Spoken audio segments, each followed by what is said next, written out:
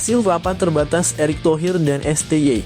Erick Thohir sangat tidak puas dengan kinerja timnas saat lawan Laos dan desak STY untuk panggil 3 pemain diaspora ini. Dan mereka langsung berangkat pagi ini.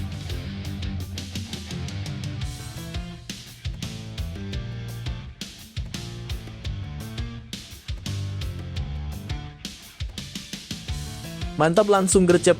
Satgas Mafia Bola PSSI langsung hubungi FIFA soal kecurangan wasit di laga lawan Laos semalam, dan begini hasilnya.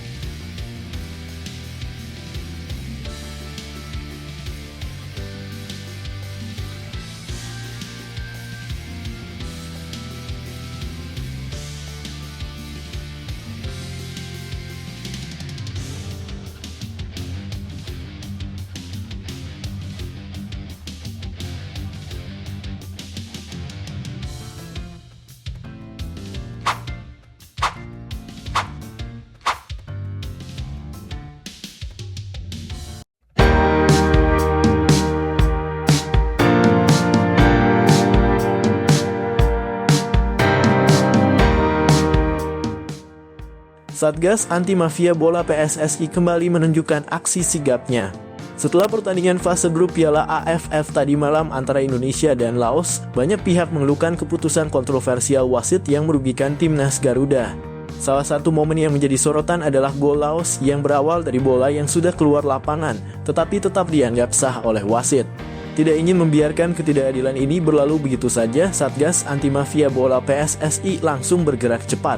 Mereka mengumpulkan bukti berupa rekaman video pertandingan dari berbagai sudut, laporan dari ofisial tim, dan analisis ahli terkait kejadian tersebut. Dalam waktu singkat, seluruh dokumen itu diajukan ke FIFA melalui jalur resmi. Hari ini FIFA merespons laporan tersebut dengan menyatakan akan melakukan investigasi mendalam. Mereka berjanji akan mengevaluasi keputusan wasit dan memeriksa apakah terdapat indikasi pelanggaran etika atau manipulasi dalam pertandingan tersebut. FIFA juga menegaskan bahwa mereka tidak akan ragu memberikan sanksi berat kepada pihak yang terbukti bersalah. Ketua Umum PSSI memberikan pernyataan tegas, "Kami tidak hanya membela kepentingan timnas Indonesia, tetapi juga prinsip fair play dalam sepak bola. Kami akan terus mengawal kasus ini agar tidak ada lagi kecurangan yang mencederai semangat olahraga." Dukungan masyarakat Indonesia terus mengalir untuk timnas Garuda dan langkah tegas PSSI. Kini semua mata tertuju pada hasil investigasi FIFA. Apakah kebenaran akan berpihak pada Indonesia? Kita tunggu hasilnya dalam waktu dekat.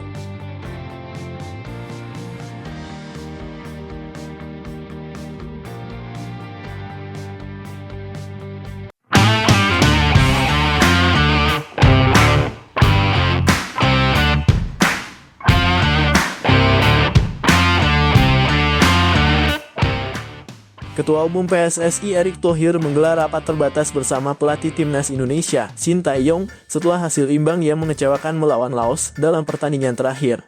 Erick Thohir menyatakan terasa tidak puasnya terhadap performa skuad Garuda, terutama pada lini belakang yang dinilai menjadi titik lemah utama. Banyak hal yang harus dievaluasi, terutama di sektor pertahanan.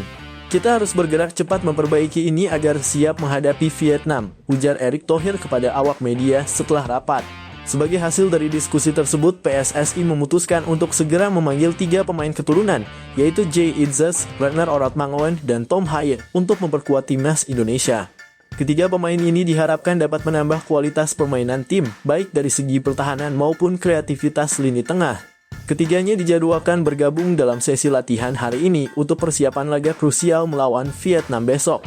Selain mengevaluasi tim, Erick Thohir juga menyoroti komentar negatif dari sejumlah media internasional yang dianggap meremehkan dan bahkan merendahkan kualitas permainan timnas Indonesia. Saya membaca beberapa berita yang menyebutkan performa kita seperti tim tanpa arah. Ini menjadi motivasi bagi kita untuk membuktikan bahwa Indonesia mampu bersaing di level tinggi, tegas Erick. Dengan kehadiran Jay Itzes, Ragnar Oratmangoen, dan Tom Haye, serta dukungan penuh dari Erick Thohir, timnas Indonesia diharapkan tampil lebih solid dan mampu membungkam kritik saat menghadapi Vietnam. Pertandingan ini menjadi momen penting untuk membuktikan bahwa skuad Garuda tetap memiliki taring di kancah sepak bola internasional.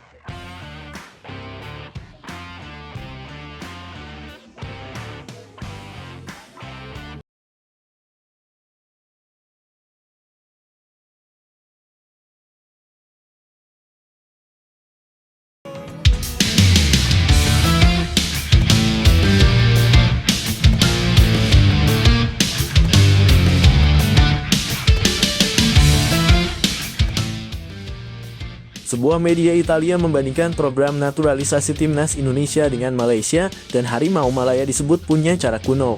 Skuad Garuda kini sedang menjadi pembahasan di dunia seiring dengan sensasi yang tercipta di putaran ketiga kualifikasi Piala Dunia 2026 zona Asia. Kemenangan dengan skor 2-0 atas Arab Saudi pada 19 November 2024 lalu menjaga asa timnas Indonesia lolos langsung ke putaran final Piala Dunia 2026. Sebab skuad asuhan Sintayong itu kini berada di peringkat ketiga grup C dengan raihan 6 poin, hanya terpaut 1 poin dari Australia yang ada di urutan kedua. Sebagai informasi untuk lolos langsung, timnas Indonesia perlu finish di 2 besar dan itu terbuka sekarang. Laga berikutnya melawan Australia bisa menjadi pembuktian bagi timnas Indonesia di bulan Maret 2025 dan peran para pemain diaspora kembali ditunggu. Kiprah para pemain diaspora yang hadir lewat jalur naturalisasi tersebut memang menjadi kunci dan sebuah media Italia, Sportellate, membahasnya. Sebuah artikel yang ditulis oleh Gabriel Moretti dan dirilis pada 2 November 2024 lalu mengulas secara khusus mengenai hal ini. Pentingnya Oriundi dalam sepak bola pada 2024, demikian judul yang diberikan olehnya dengan Ketua Umum PSSI Erick Thohir menjadi covernya. Sebagai informasi, Oriundi adalah istilah dalam bahasa Italia yang berarti pemain diaspora, pemain keturunan, atau naturalisasi.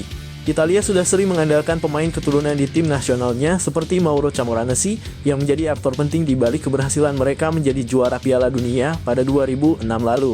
Kemudian mereka memiliki Amaury Carvalho di akhir dekade 2000-an dan juga Eder Citadin Martins yang menjadi tulang punggung pada Piala Eropa 2016. Pada saat ini, timnas Italia pun menggunakan jasa seorang Oriundi, yaitu Matteo Retegui, yang lahir dan besar di Argentina. Namun dipanggil Gli Azzurri pada Maret 2023 dan kini menjadi andalan mereka. Banyak negara di dunia ini yang menggunakan jalur tersebut demi meningkatkan kualitas tim nasional seperti yang dilakukan Maroko ketika mereka menembus semifinal Piala Dunia 2022. Sportellate pun menyadari bahwa timnas Indonesia telah mengandalkan jasa Oriundi atau pemain diasporanya belakangan ini. Sejak 2022 hingga kini tim nasional Indonesia telah memanggil hingga 15 pemain Oriundi yang dinaturalisasi yang bisa mendapatkan kewarganegaraan secara mudah melalui Jose Sanguinis, demikian ulasan media Italia itu. Media Italia itu nyatanya juga mengetahui bahwa Malaysia melakukan hal yang sama, namun lebih mengandalkan naturalisasi pemain asing yang telah bermain di liga domestik. Selain Indonesia, Malaysia juga intens dalam program naturalisasi, namun dengan pendekatan yang lebih kuno. Mencoba meyakinkan para pemain asing yang sudah bermain di Liga Malaysia. Cukup mirip seperti yang dilakukan oleh Cina beberapa tahun yang lalu, ulas media tersebut. Lebih lanjut, mereka memuji bagaimana peningkatan timnas Indonesia dalam ranking FIFA, yang mana berawal dari peringkat ke-176 dan menjadi ke-135 saat artikel itu dibuat pada awal November. Dalam ranking FIFA terkini, timnas Indonesia sudah semakin membaik dengan menempati urutan ke-125 usai mengandaskan Arab Saudi dengan skor 2-0.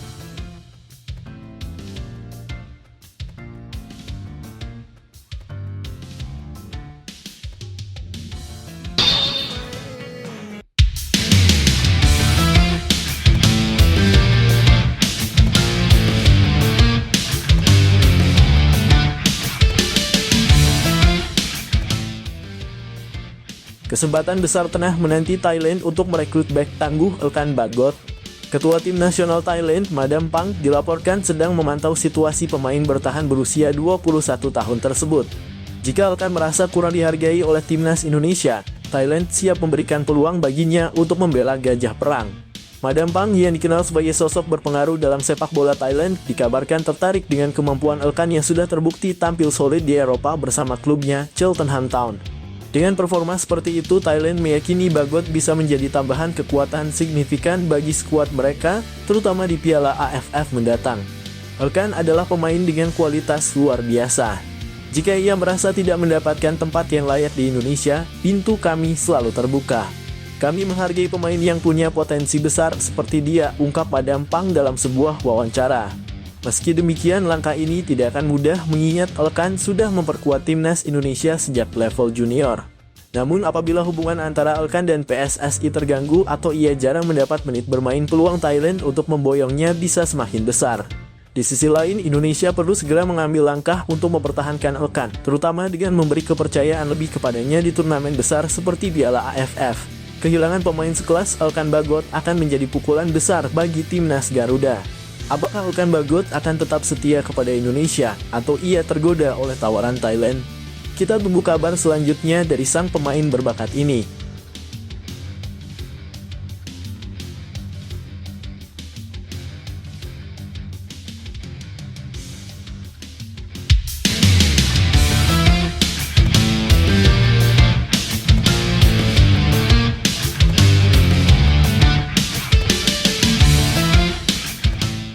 Pelatih timnas Indonesia Shin Tae-yong dikabarkan akan memasang Liano Reijnders sebagai starter pada ajang Piala AFF 2024. Langkah ini sekaligus mengakhiri penantian panjang Reijnders untuk kembali bermain di level internasional bersama timnas Garuda. Liano Reijnders gelandang muda berbakat yang memiliki darah Indonesia Belanda, sebelumnya jarang mendapat kesempatan tampil sejak dipanggil pertama kali ke skuad Garuda. Namun Shin Tae-yong tampaknya melihat momen ini sebagai waktu yang tepat untuk memberikan kepercayaan penuh kepada pemain berusia 22 tahun itu. Yang menarik pada edisi Piala AFF kali ini, Shin Tae-yong memutuskan untuk membawa tim U-Strip 22, bukan skuad senior seperti biasanya. Keputusan ini menunjukkan fokus pelatih asal Korea Selatan tersebut untuk memberikan pengalaman lebih kepada generasi muda timnas Indonesia. Liano adalah salah satu pemain yang memiliki potensi besar. Dia telah menunjukkan perkembangan yang baik dalam latihan, dan saya yakin dia bisa memberikan kontribusi besar untuk tim, ujar Shin Tae-yong dalam sebuah wawancara. Piala AFF 2024 akan menjadi ujian berat bagi skuad muda ini, tetapi dengan kehadiran pemain seperti Liano Reijnders, harapan untuk tampil gemilang tetap tinggi. Para penggemar tentu menantikan aksi perdana Reijnders sebagai starter dan kontribusinya dalam membawa Indonesia bersaing di pentas Asia Tenggara. Apakah Liano Reijnders mampu menjawab ekspektasi besar ini? Kita tunggu aksi gemilangnya di lapangan hijau.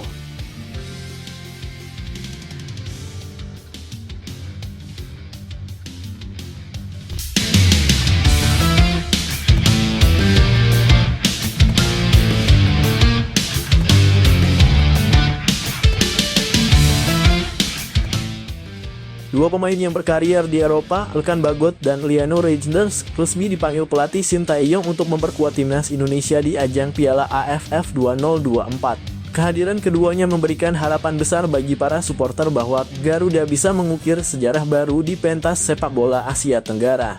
Elkan Bagot, bek jangkung yang saat ini bermain untuk Cheltenham Town di Inggris, kembali menjadi andalan di lini belakang. Pengalaman Elkan bermain di level kompetisi Inggris memberikan kualitas tersendiri yang sulit ditemukan pada pemain lain. Keunggulan fisik, ketenangan, serta kemampuannya membaca permainan menjadikan Elkan sebagai pilar kokoh di pertahanan Indonesia. Sementara itu, Liano Reijnders, pemain muda berbakat yang bermain di Liga Belanda, menjadi kekuatan baru di lini tengah. Dengan kemampuan teknik tinggi, visi permainan yang tajam, serta kreativitas dalam membangun serangan, Liano diyakini akan menjadi motor utama permainan Garuda. Kehadirannya bukan hanya membawa variasi strategi, tetapi juga mampu menghidupkan sektor tengah timnas yang sebelumnya sering menjadi sorotan. Piala AFF kali ini memiliki makna spesial, tidak hanya bagi para pemain tetapi juga bagi Shin Tae-yong yang terus membangun pondasi kuat bagi timnas Indonesia. Dipadu dengan pemain-pemain lokal seperti Pratama Arhan, Marcelino Ferdinand, hingga Witan Sulaiman, duet Eropa ini akan membawa timnas tampil lebih percaya diri dan solid. Bagi para supporter, pemanggilan Elkan dan Liano disambut dengan antusias. Media sosial dipenuhi komentar optimis dari para penggemar yang percaya bahwa skuad kali ini memiliki kekuatan yang lebih seimbang. Salah satu komentar berbunyi, dengan Elkan dan Liano di tim, Garuda punya peluang besar untuk menaklukkan Asia Tenggara. Namun tantangan tidak akan mudah. Lawan-lawan seperti Thailand, Vietnam, hingga Malaysia sudah menyiapkan skuad terbaik mereka. Indonesia harus tampil tanpa celah untuk membuktikan diri sebagai yang terbaik di Asia Tenggara. Apa yang diharapkan dari duet Elkan Bagot dan Liano Reijnders? Kombinasi pertahanan kokoh dari Elkan dan kreativitas Liano di lini tengah diharapkan menjadi faktor pembeda. Jika strategi Shin Tae-yong berjalan mulus, Indonesia bisa menjadi kekuatan yang sulit dikalahkan. Piala AFF ini adalah peluang emas. Garuda tidak hanya bermain untuk trofi, tetapi juga untuk kebanggaan bangsa.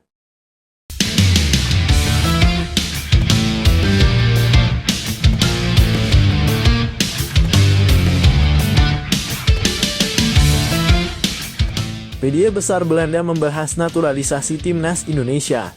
Mereka menyoroti bagaimana cara PSSI menemukan pemain-pemain kelahiran Belanda untuk dinaturalisasi menjadi penggawa Garuda. PSSI era Ketua Umum Erick Thohir memang menjalankan proyek naturalisasi besar-besaran. Tujuan jangka pendeknya adalah meloloskan timnas Indonesia ke Piala Dunia 2026. Terbukti kini skuad Garuda menjadi satu-satunya tim ASEAN yang melaju hingga kualifikasi Piala Dunia 2026 zona Asia putaran ketiga.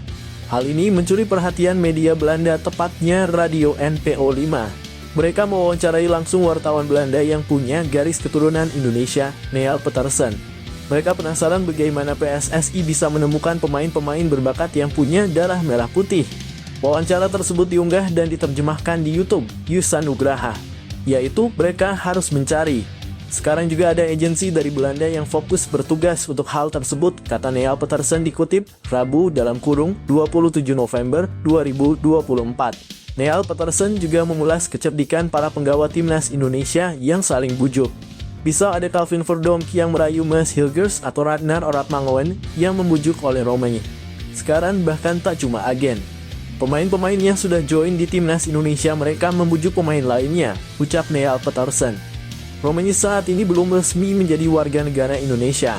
Striker FC Utrecht itu akan menjalani proses naturalisasi dan ditargetkan selesai pada Maret 2025.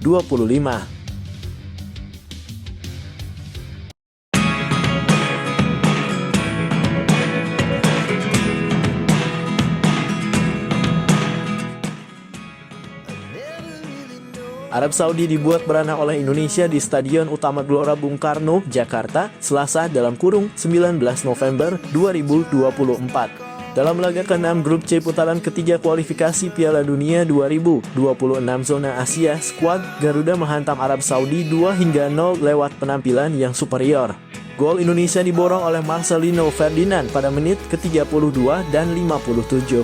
Sejak awal pertandingan, JIZS DKK memiliki banyak peluang untuk mencetak gol. Seiring perjalanan waktu, Arab Saudi pelan-pelan bisa lebih mengontrol pertandingan dengan penguasaan bola mereka mencapai 77%. Akan tetapi tim asuhan Havertz praktis tidak menghasilkan ancaman ke gawang Indonesia yang dikawal Maarten Paes. Dari 23 percobaan tembakan, hanya 3 yang tepat ke sasaran, itu pun tidak berbahaya sama sekali bagi Paes. Analis pertandingan Arya Diah sepertinya keki berat melihat kekalahan tim nasional negara asal medianya. Sosok bernama Muhammad Kamal Reza itu langsung memberikan argumen untuk kekalahan Arab Saudi. Menurut Reza, tim yang juga punya julukan Al-Akhdar alias si hijau itu banyak dirugikan wasit. Gol pertama timnas Indonesia disebut Reza tidak sah. Di mata sang analis, Indonesia memanfaatkan situasi serangan balik setelah bek kanan Saud Abdul Hamid dilanggar di kotak penalti. Analis asal Mesir ini heran kenapa VAR tidak melakukan intervensi pada saat itu. Gol pertama Indonesia invalid karena didahului pelanggaran yang seharusnya berbuah penalti untuk Arab Saudi. Begitu isi ulasan Reza di Arya Diah. Bek Indonesia menarik Saud Abdul Hamid di dalam kotak penalti.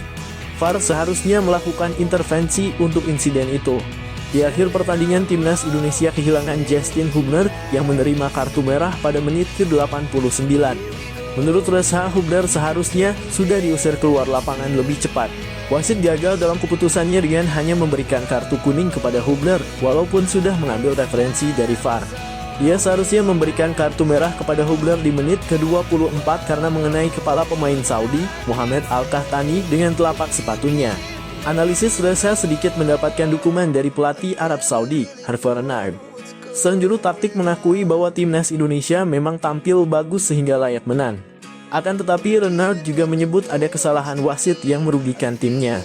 Selamat untuk timnas Indonesia, mereka layak menang malam ini, kata Renard dalam jumpa pers usai pertandingan. Mereka memulai pertandingan dengan intensitas yang bagus.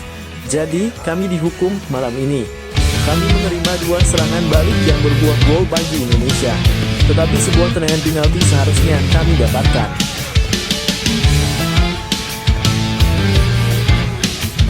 Timnas Thailand dikabarkan tertarik untuk merekrut bek muda berbakat keturunan Indonesia, Elkan Bagot, yang kini bermain di Inggris.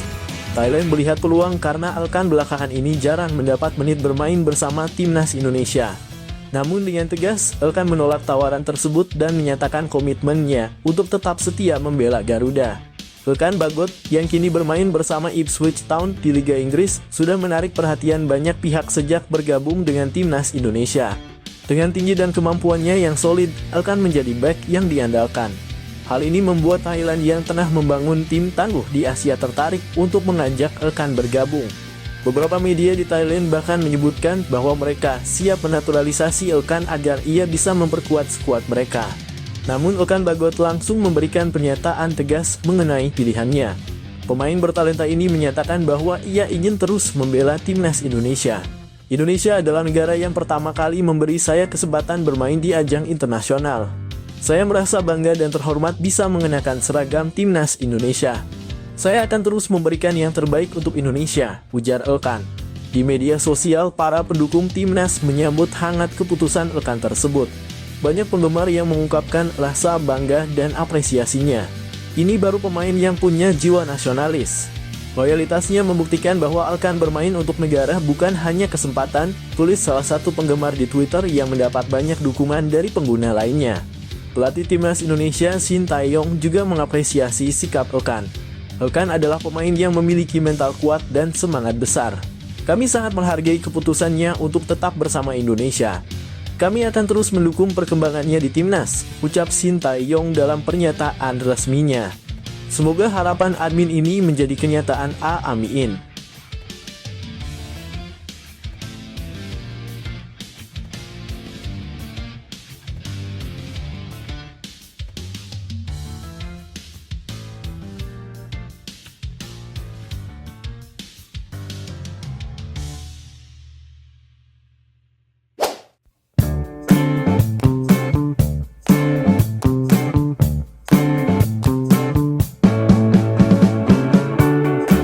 Langkah PSSI untuk timnas Indonesia asuhan Shin Tae-yong membuat heran media Vietnam. Dalam salah satu beritanya, media Vietnam Soha menyoroti persiapan timnas Indonesia jelang Piala AFF 2024 yang sebentar lagi akan berlangsung. Selain membahas soal timnas Indonesia, media Vietnam tersebut juga menyoroti kondisi yang sedang terjadi pada tim kuat di Piala AFF 2024. Ternyata, secara kebetulan tim-tim kuat di Asia Tenggara tengah mengalami masalah yang cukup berat. Satu persatu tim memiliki masalahnya yang cukup serius, tak terkecuali timnas Indonesia. Menurut media Vietnam Soha, timnas Indonesia kemungkinan besar tidak akan bisa diperkuat oleh pemain-pemain intinya, terutama pemain timnas Indonesia yang bermain di Eropa. Penyebabnya adalah karena Piala AFF tidak termasuk dalam jadwal resmi FIFA, sehingga kemungkinan besar klub tak akan mau melepas pemain mereka untuk membela timnas Indonesia. Hal serupa juga terjadi pada Thailand yang kemungkinan tidak bisa diperkuat hingga 10 pemain inti mereka. Satu hal yang membuat heran media Vietnam adalah langkah berani PSSI untuk mengatasi masalah dari timnas Indonesia di Piala AFF 2024 ini. Menurut media Vietnam, PSSI sangat berani untuk mengirim timnas Indonesia U22 sebagai tim yang akan bermain di Piala AFF 2024. Tentunya langkah PSSI ini sangat berani karena tim lainnya mengirimkan skuad utama mereka. Namun langkah ini harus diambil agar skuad utama timnas Indonesia bisa fokus kepada sisa pertandingan kualifikasi Piala Dunia 2026 zona Asia. Untuk fokus di kualifikasi Piala Dunia 2026, mereka memutuskan hanya menggunakan skuad timnas Indonesia U22 untuk berlaga di Piala AFF 2024, tulis media Vietnam Soha.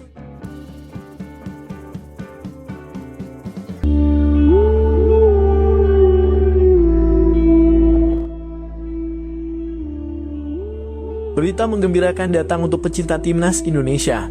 Shin Tae-yong, pelatih timnas Indonesia, dikabarkan tengah mempersiapkan formasi baru dengan menduetkan dua bek andalan, Elkan Bagot dan Kevin Dix, yang baru saja resmi menjadi warga negara Indonesia pada 8 November 2024. Dengan kehadiran Dix yang sudah dinaturalisasi, Shin Tae-yong kini memiliki pilihan kokoh di lini pertahanan yang digadang-gadang akan semakin memperkuat skuad Garuda dalam menghadapi kompetisi internasional. Kevin Dix, pemain kelahiran Belanda dengan pengalaman bermain di berbagai liga Eropa, akhirnya bergabung resmi dengan timnas Indonesia setelah proses naturalisasi yang cukup panjang.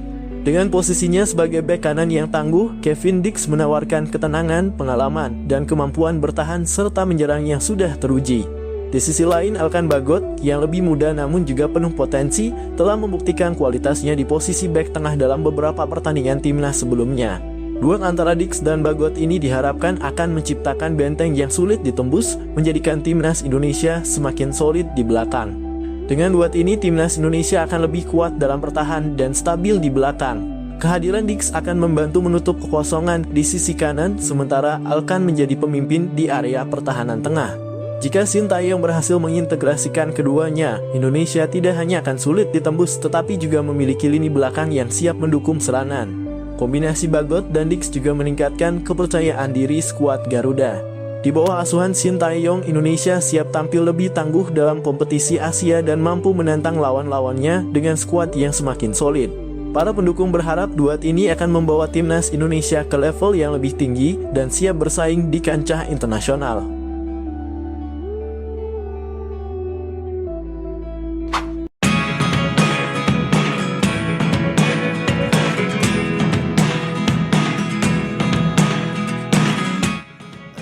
Timnas Thailand dikabarkan tertarik untuk merekrut bek muda berbakat keturunan Indonesia, Alkan Bagot, yang kini bermain di Inggris. Thailand melihat peluang karena Alkan belakangan ini jarang mendapat menit bermain bersama